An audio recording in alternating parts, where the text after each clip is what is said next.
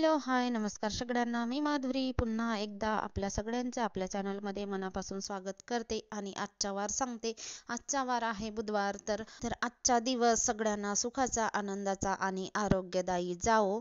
तर आजच्या व्हिडिओमध्ये आपण बघणार आहोत रोजच्या जीवनामध्ये येणाऱ्या काही युजफुल टिप्स आणि टाकाऊ वस्तूचा कसा उपयोग करून आपण बऱ्याच अशा गोष्टी सांभाळून ठेवू शकतो आणि त्या टाकाऊ वस्तू न फेकता त्याचा आपल्या जीवनामध्ये वापर केला जाऊ शकतो.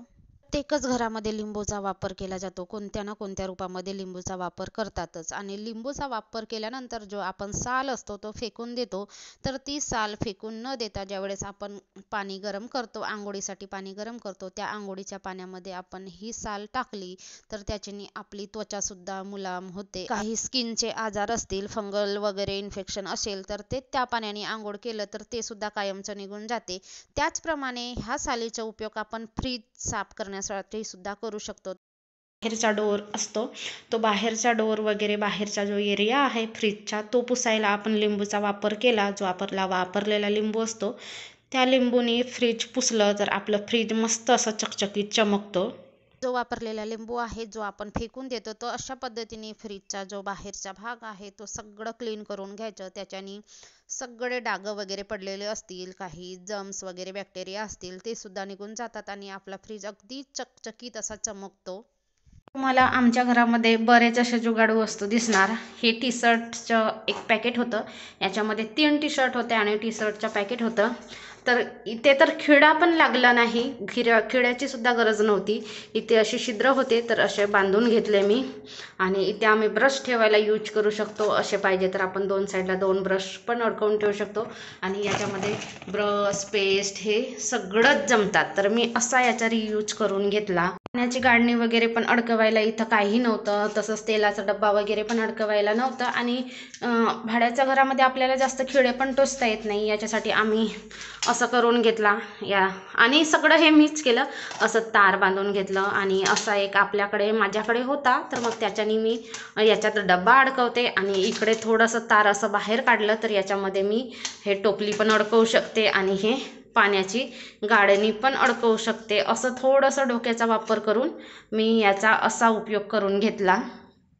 कडे बघा छोट्या मोठ्या गाड्या अशा भरपूर आहेत आणि ठेवलेल्या सुद्धा भरपूर आहेत. जो डेली खेळतो त्या ह्या गाड्या आहेत आणि तो खेळतो आणि अशा पद्धतीने पसारा करून ठेवतो आणि शेवटी मलाच ठेवावं लागतो. तर मी काय केलेलं आहे, जसे आपण चप्पल वगैरे घेऊन आणतो त्याचे खोके किती छान असतात, त्याला झाकण सुद्धा असते. तर 3-4 चपलेचे खोके माझ्याकडे होते आणि मुद्दाम मी असे खोके ठेवते जेणेकरून आपण त्याचा रियूज करू शकतो आणि ह्या खोक्यांना झाकण सुद्धा असतात.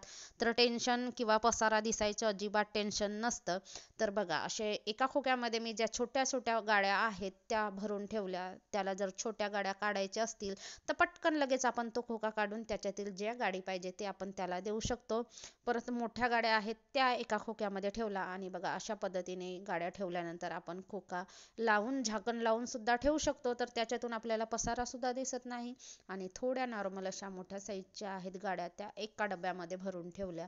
अशा तर इकडे तिकडे भरपूर आहेत, पण ह्या गाड्या तो डेली खेळतो, रोज खेळतो, नेहमी खेळतो. आपल्याला माहित सुद्धा असते की आपण ह्या खोक्यामध्ये ह्या वस्तू ठेवलेल्या आहेत तर जेव्हा छोटं बाळ आपल्याला मागेल त्यावेळेस ते आपल्याला पटकन सुद्धा देता येईल आणि दिसायला सुद्धा चांगलं दिसतात. तर मी असा ह्या खोक्यांचा रियूज करून घेतला. तर ट्राय करून बघा तुम्ही सुद्धा. ह्या कपाटात सुद्धा बघा बारीक सुरीक अशा वस्तू आहेत, हाताला पडतील, लगेच दिसतील याच्यासाठी इथे असे ठेवलेले आहेत. दिसायला एकदम बेकार दिसतात, बरोबर दिसत नाही, कोणी आलं तरी सुद्धा व्यवस्थित दिसत नाही. असाच एक माझ्याकडे खोका पडलेला होता जो मजबूत टिकाऊ सुद्धा होता आणि त्याला विशेष म्हणजे झाकण सुद्धा होतं. तर त्याच्यामध्ये सगळ्या इथला बारीक सारीक वस्तू मी टाकल्या आणि झाकण लावून सुद्धा दिलं. तर याच्यामध्ये आपण चार्जिंगला लावलेलं मोबाईल सुद्धा याच्यावरती ठेवू शकतो आणि दिसायला सुद्धा एकदम छान दिसतो.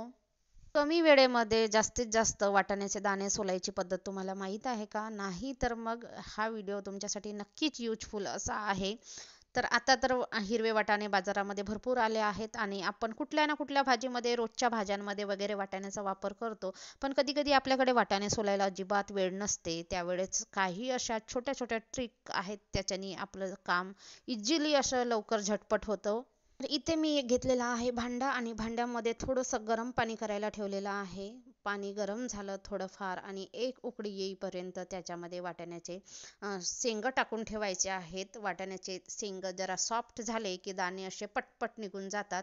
एक उकळी आली त्याच्यानंतर मी वाटाण्याचे दाणे बाहेर काढले. एक कॉटनचा कापड घ्यायचा, त्याच्यामध्ये ते वाटाण्याचे दाणे शेंग टाकायचे आणि अशा पद्धतीने रफ करायचे. हलक्या हाताने वाटाण्याच्या शेंगांना रफ करून घ्यायचं. त्याच्याने बघा कशा झटपट असे दाणे बाहेर येतात आणि साल सुद्धा वेगळी होते. वाटाण्याच्या शेंगाची जी साल आहे वरून सॉफ्ट होते, त्याच्यामुळे दाणे लवकर निघतात. ते बघू शकता दाणे सुद्धा छान असे व्यवस्थित आहेत, शिजले पण नाही.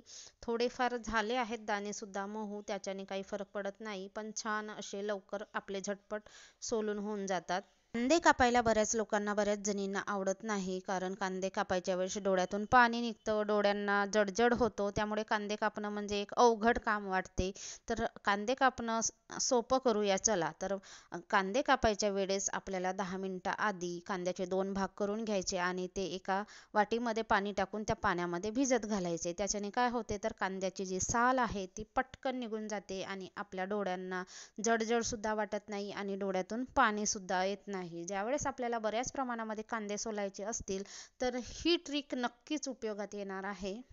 कांदा आपल्याला बारीक बारीक कापायचा असेल तर काय करायचं, जी आपण बटाटे वगैरे सोलतो ती साल साल काढायची, शिलनी घ्यायची आणि त्या शिलनीने कांदे असे बारीक बारीक मस्त असे मऊसूत होतात आणि वेगळे वेगळे सुद्धा निघतात. ज्यांचे कांद्याचे जे लेयर आहेत ते वेगळे वेगळे सुद्धा निघतात आणि झटपट असे होतात. आणि असा बारीक चिरलेला कांदा आपण बिर्याणीमध्ये किंवा चिवड्यामध्ये किंवा भज्जे वगैरे बनवतो, त्यावेळेस असा बारीक चिरलेला कांदा पाहिजेच असते आपल्याला.